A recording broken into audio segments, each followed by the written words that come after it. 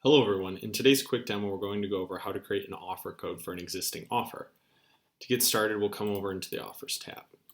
As you can see, I've already created a 25% off order offer in the Broadleaf admin. Now in order to generate codes for this, I'll come over into the Offer Codes tab and hit Add Offer Code Groups. Code description here is whatever I would like, so 25% off order. The offer that we want to select is the one that I just created, which is 25%, and we're going to choose an automatic code generation method.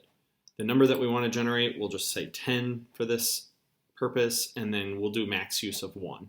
Hit Generate Codes. So to make sure that we have those codes and that they're working, we'll come over into the Offers tab, go into the Codes section, and you'll see that it generated codes for me. So if I were to take this JNHF code and use our Preview on Site tool, we can double check to make sure that this is working. Add something to the cart, go ahead and check out. ANHF, apply, and you can see that I'm getting 25% off. And that's how easy it is to generate an offer code using the Broadleaf admin.